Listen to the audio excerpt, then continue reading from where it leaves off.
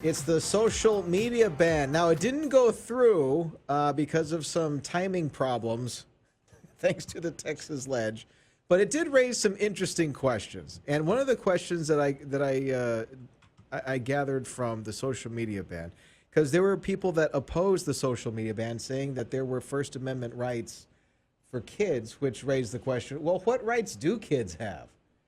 Everything requires parental consent. They have And the right so to shut up. joining us on 710 KURV to talk about what can kids do legally on their own, right, is Jeremy Rosenthal. He's a legal expert, friend of the show, TexasDefenseFirm.com, TexasDefenseFirm.com, and he joins us now. So what can kids do on their own? Yeah, I mean, listen, you spend 2 years getting them to stand up and talk, and the rest of their lives to sit down and shut up, right? I mean, that's how we deal with children. Don't tell the cops anything. Wait till the lawyer gets there. Right? Yeah, there you go.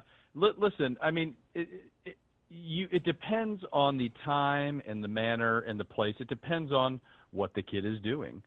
When the kid is in school, when the kid is in class, there is a compelling governmental need to keep them quiet, to teach them, to educate them to do these types of things. Now, and you just never see these things litigated, so they tend to all be theoretical, right? I mean, does a 5-year-old have the right to go and shout at the ice cream man and make threats? Well, I mean, you can't really. There's no real restrictions there. The age of criminal responsibility in Texas, if you're a juvenile, you really can't be arrested until you're 10, which is a fun thing to tell 10-year-olds, by the way, is like, hey, congratulations, you just turned 10. Now you can go to the joint. But these things just Knowing tend to that not under really 10 get feels litigated. like giving a firearm to a monkey, though. I'm not going to lie. Oh, right. I mean, look, I'll tell you what. I've actually seen 10-year-olds in the system. It's kind of sad. Oh God. But yeah, no, it happens. It does. But yeah, 10 years old is the lowest age that you can get arrested as a juvenile in Texas. You become an adult for criminal justice purposes at the age of 17. And we were on our way, I think, in Texas to having that actually get bumped up to 18. But do you remember what was it in Fort Worth? The kid who affluenza. You remember that, the affluenza team? Yes. That guy ruined it for a decade for any juvenile that was wanting to get in trouble. So yeah, but we just don't see these things get litigated, because when are you ever going to arrest an 8-year-old, right? That's when these constitutional issues tend to get litigated. Joining us on 710 KURV is Jeremy Rosenthal, legal expert at TexasDefenseFirm.com. Davey, your question. Go ahead. When you talk about the rights of a child, an 8-year-old has a right not to be brutalized by people in authority. Doesn't have the right to, but he doesn't have the right, or she, to conduct his or her own affairs, to buy alcohol, to own a firearm, to stand up in class and opine on something. They're kind of two different things we're talking about. It seems like recently, when Hillary Clinton was in the news, there was talk about greater, quote, rights for children. You remember that? What were they talking about? Okay, so let's think of it like this, because you bring up some really interesting topics and points, and I think that to me, the way I view it and the way my lawyer brain kind of classifies it is like this. A child does not, I mean, and this is going to sound kind of screwed up, but think about it like this, okay? I don't have the right to hurt a child. That's a law that restricts me. It's a law that restricts you. It's a law that restricts adults. A child does not have the right not to be hit, but it's illegal to hit the child because it's a prohibition on you or me or everybody else. I do not have the right to give an 8-year-old a firearm, right? So the 8-year-old doesn't necessarily, does the 8-year-old have the right to a firearm or not? I don't know, but the limitation is on me. The government can limit me as the adult from doing this to a child or doing that to a child or providing a child this or that.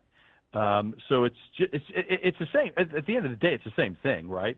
So if you say a child has the right not to be beaten, I think you're accurate. I think that's a completely fair way to characterize it. But if we're going to get real technical, from a legal standpoint, in my lawyer brain, like I said, like I'm saying, is that I think the way we have to look at it is, well, no, I just don't have the right to do that to another person.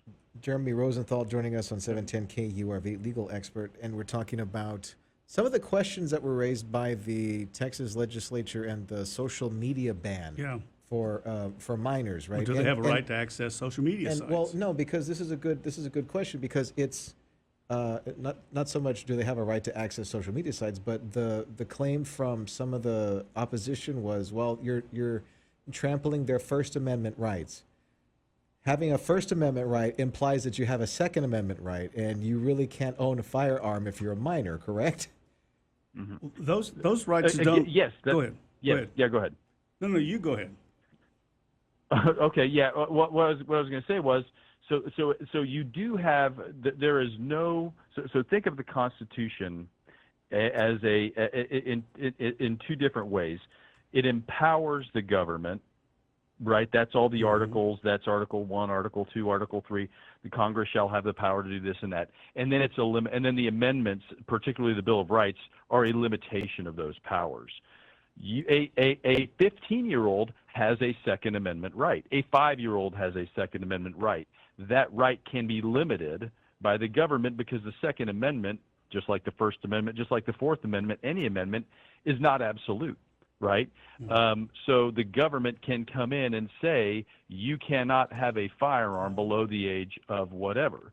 So we are not violating your Second Amendment rights by taking a firearm away from a 5-year-old, because the law says that that's a reasonable government limitation on a Second Amendment right. So you're correct. Technically, I do think the moment you're born, I think you've got all these rights. Okay. But the government can limit them based on your age. And common sense, if we still have it? Absolutely. Yeah, absolutely. And not only that, there was a recent U.S. Supreme Court case which there's several states where the age to buy a firearm, I believe, was 21.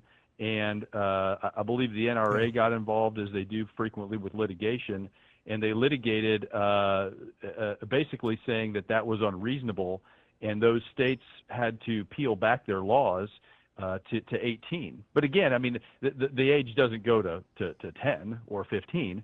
It's just a question of, at what point does the government's interest override the constitutional right of a 12-year-old or whatever it may be? Why is there not one set age for everything? Like you get the no, I'm serious. You get the trial version of freedom and independence until you become of age, whether that's 18 or 21, depending on some things. How come it's not one set thing across? Just say, you know what, forget it. Everybody, you're not getting anything until 21. That's a great question. I don't think there's one set of really clearly defined rules, because as a lawyer, we need to drive really nice cars and have nice houses. Stop it. Those are the doctors. I'm in the wrong business, Jeremy. I'm sorry. Continue. You know what? Look, man. Hey, right? Yeah. It's just, I'm too squeamish. I couldn't practice medicine. I'm sorry. Well, I guess we're done on this topic. Although it's always going to be argued about. So let's talk about the social media ban for a little bit. I've got about a minute or two here to talk about that. So could there be? I mean, even though they're minors, how would you set like the proper legal age to have access to social media?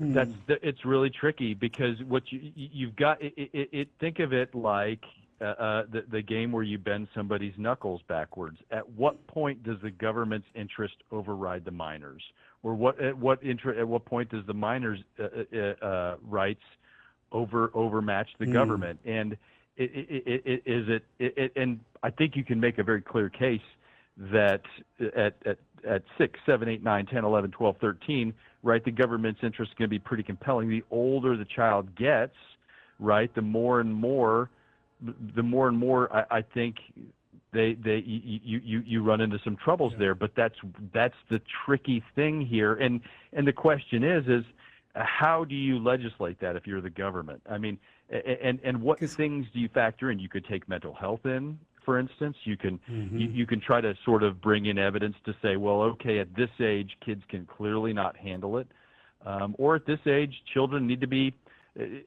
whatever they're reading Mark Twain. They need to be able to talk about what they've learned on Tom Sawyer. Who knows? But you see the push pull and how there's just no real clear set of answers. Yeah, because you could easily see this going down a very slippery slope. Like, oh, does a minor have the right to engage in a very private conversation with somebody in their 40s or 50s? Because that's what the internet does a lot of times. They're put in that kind of a situation. Creepy. That's called creepy. No. You don't even know who you're talking to on the internet. Yeah. I think they need to be sheltered, and I think the age of boys anyway growing out of adolescence is in now early 20s. I will say I think Mr. Rosenthal has done one of the best job I've ever heard about explaining all this. Jeremy, thanks a lot for spending some time with us this afternoon. Appreciate it. Jeremy Rosenthal, TexasDefenseFirm.com, joining us on News Talk 710 KURV.